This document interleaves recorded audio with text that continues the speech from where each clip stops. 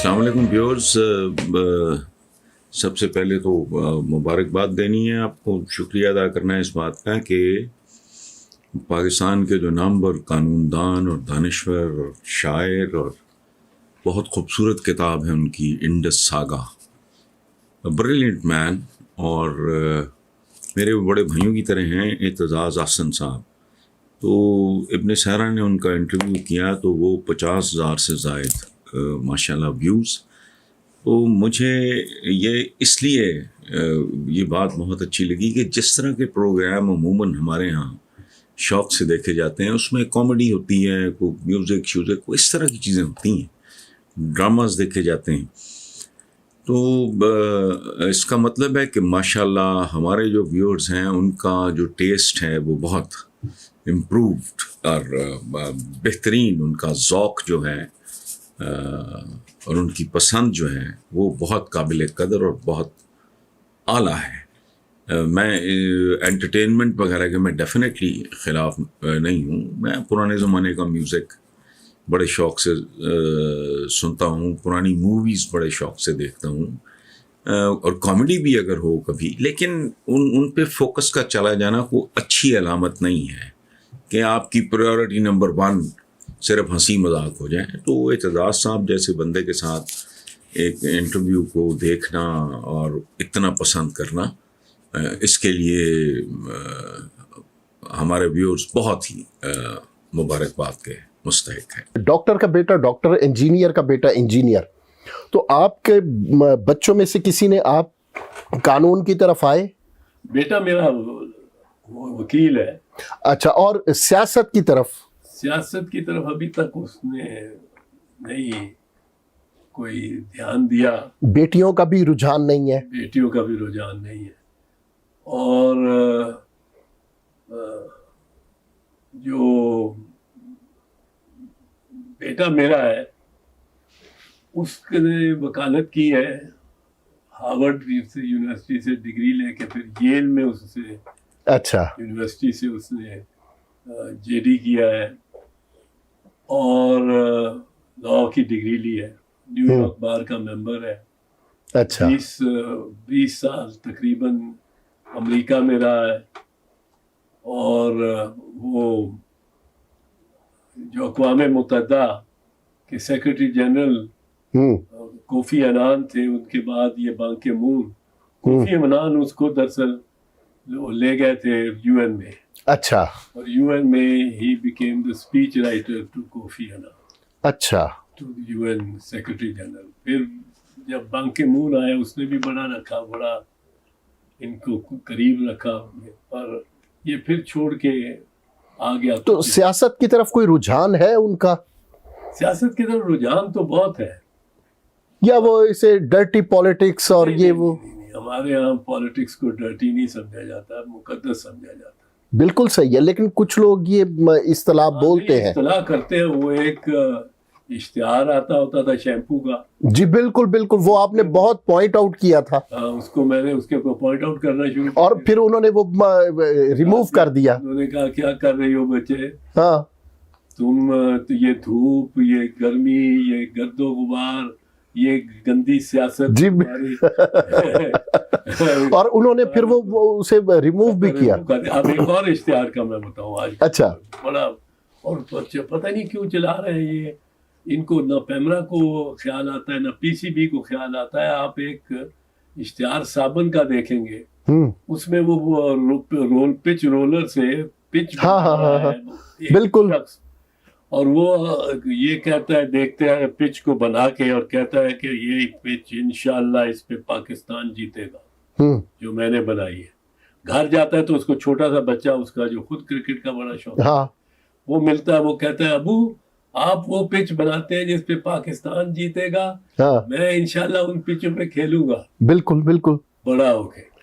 تو اب آپ پہلے سے بتا رہے ہیں لوگوں کو کہ ہم پچ بنا رہے ہیں, فخریہ طور پہ پچ بنا رہے ہیں, اس صابن کا تو بائیکاٹ ہونا چاہیے.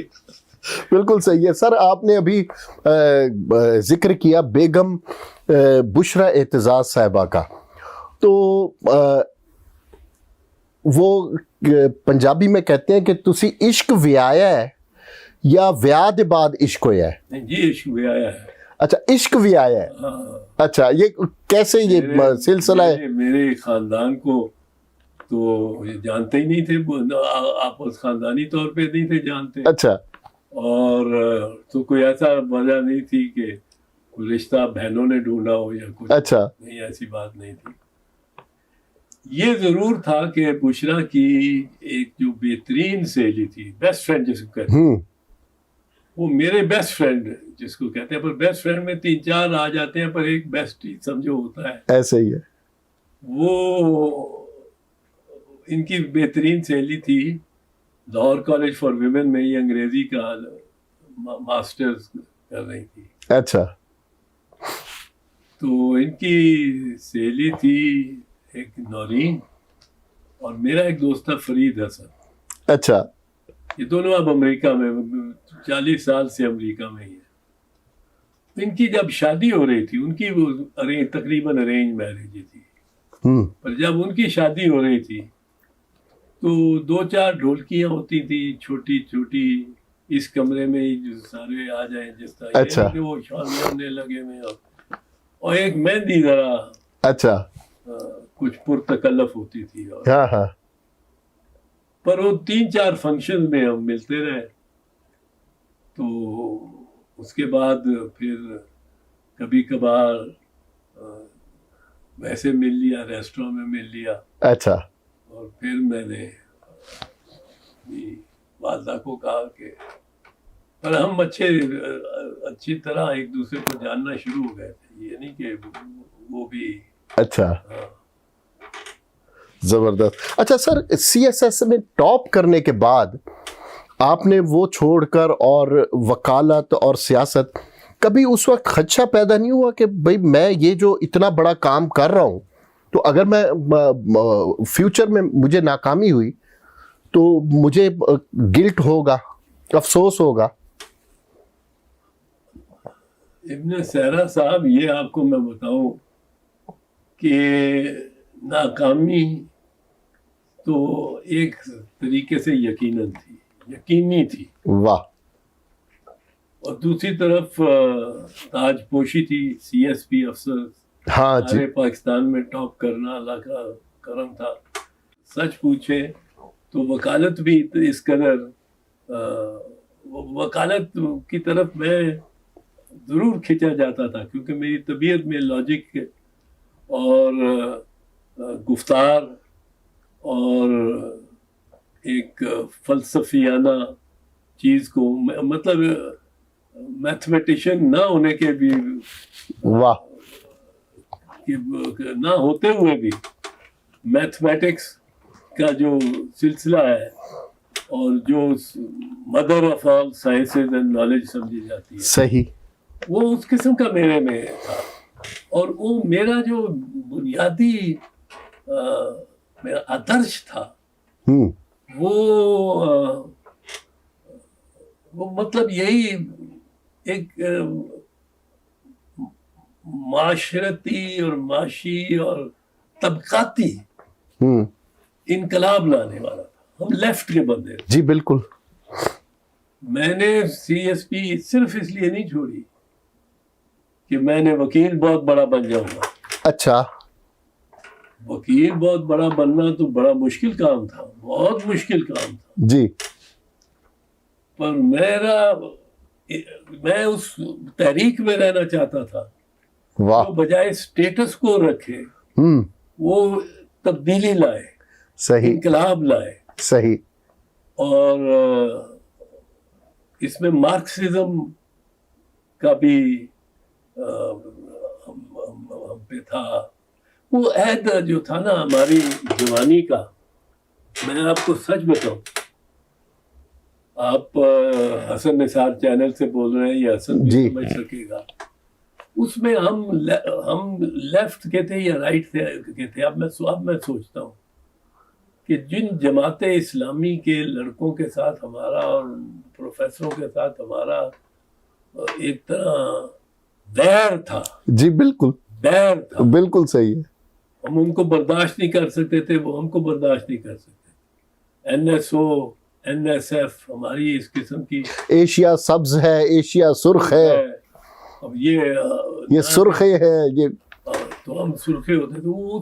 اس سارے مسئلے میں پھنسے ہوئے ہم, اور ہم چاہے ادھر کے تھے چاہے ادھر کے تھے. میں آج جب سوچتا ہوں ادھر والے بھی جن کو ہم برداشت نہیں کر سکتے تھے, ہم سے بہتر, یا آج کل کے ہم جو ہیں, آج کل کے جو ہماری جگہ ہے جی اس سے بہت بہتر تھے, بہت بہتر. اچھا, یعنی آپ کے مخالفین بھی ایک لیول کے تھے. لیول کے تھے. واہ. اور وہ لیول آپ دیکھ لیں ان کو بھی یہ ایک آدرش تھا کہ چینج. ہاں, وہ بھی آدرشی تھے. ہاں آدرشی تھے, تبدیلی لانی ہے. آج کل تو لوگ بچے سو گئے ہیں. نقطہ نظر میں اختلاف تھا لیکن وہ بھی اخلاص تھا ان میں مکمل. اخلاص تھا. میں جب آپ کو بتاؤں, مجھے بڑا عجیب لگا, میں وزیر تھا, صوبائی وزیر 1977 جنوری میں. جی 1977 جنوری میں الیکشن ہوئے ان کے اسٹوڈنٹس کے الیکشن ہوئے, اور لیاقت بلوچ ان میں جیت گیا, ہمارا مخالف, ہمارا یونین ہار گیا. میں وزارت میں ہوں, میں انچارج اسٹوڈنٹ افیئر, مجھے بھٹو شہید نے بنا دیا انچارج اسٹوڈنٹ افیئر. بالکل صحیح ہے. مجھے ان دونوں کے ساتھ ملنا رہتا تھا. اچھا. اب چیف منسٹر صاحب صادق قریشی صاحب تھے, انہوں نے ہدایت دے دی, خیرات ابن رسا صاحب وائس چانسلر تھے, اچھا, کہ آپ نے رزلٹ نہیں اناؤنس کرنا. اچھا, یہ رزلٹ نہیں اناؤنس کرنا, اس کو ہم صبح دیکھیں گے, اور یہ رزلٹ کیسے. جماعت اسلامی جیت گئی. اچھا. میں نے میرے پاس آئے یہ جماعت اسلامی والے 2-3 لڑکے, لیاقت بلوچ میں معروف تھا, تو میں بیٹھا ہوا کو 11 بجے رات کے, اس وقت 11 بجے وہ ختم ہو گئی ہوتی تھی دنیا. ہاں ہاں, یہ بالکل ٹی وی کوئی نہیں ہوتا تھا. بالکل صحیح ہے. ٹی وی بھی اپنی نشریات 9 بجے کے خبر نامے کے بعد خلاص. تو یہ آیا, میں بیٹھا ہوں, میں نے کہا کیا ہوا؟ انہوں نے کہا جی اس طرح ہمارا رزلٹ ہم سے چھینا گیا ہے, اور وہ ہم وہاں بیٹھے ہوئے, ہمارے 1000-2000 لڑکے بیٹھ گئے ہیں.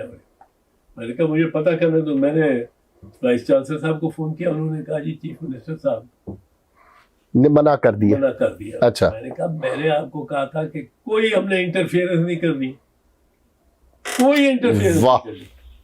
کہنے لگے جی آپ بات ان سے پوچھیں. میں نے چیف منسٹر صاحب کو فون کیا, ان کے ہاں 15 منٹ کرتا رہا, میرا وہ آپریٹر ملاتا رہا. اس نے کہا کہ جی وہ سو گئے, وہ کہتے ہیں وہ سو گئے.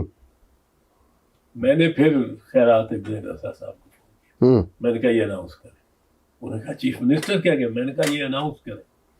واہ. اس سے پہلے کہ چیف منسٹر صاحب اٹھ کے اور اس کو تبدیلی کرے, میرا ان کے ساتھ وعدہ ہے, سب کے ساتھ. واہ. میرے جو اسٹوڈنٹ یونین کے نوجوان تھے وہ بھی اس وقت تک میرے گھر پہنچ گئے. انہوں نے بڑا آبجیکشن وغیرہ کیا. میں نے کہا بچوں بیٹھے رہو, سب بیٹھو. جیتا کون؟ لیاقت بلوچ. اناؤنس کرو. اور وہ اناؤنس ہوا؟ ہاں میں نے کہا اناؤنس کیا جی. اناؤنس ہو. دوسرے دن بھٹو شہید آ رہے تھے لاہور, دوسرے دن صبح ہی. اچھا. اور میری شکایتیں شروع ہو گئی کہ اس نے جی ان کو جتا دیا, ان کو جتا دیا. بھٹو صاحب نے مجھے پوچھا تو میں نے کہا کہ جی میرے خیال میں کم از کم ایک لاش اس میں نکل آنی تھی اس الیکشن میں, اسٹوڈنٹ الیکشن. اچھا. ری الیکشن کرا, اور اب آپ الیکشن کرانے والے ہیں. آپ نے آج اناؤنس کر دیا الیکشن, جنرل الیکشن, اسمبلیاں ڈیزالو کر دی ہیں, تو ان کو ایک لاش دے کے وہ لاش کا ڈبہ, چاہے وہ تدفین کے بعد وہ ڈبہ لے کے سارے ملک میں پھرتے رہتے. مجھے کہنے لگے ویل ڈن. اچھا. ہاں بڑے غصے میں تھے پہلے. آپ کے اس کا مطلب ہے آپ کے فیصلے کو سیکنڈ کیا بھٹو صاحب نے؟ ہاں بھٹو صاحب نے بالکل.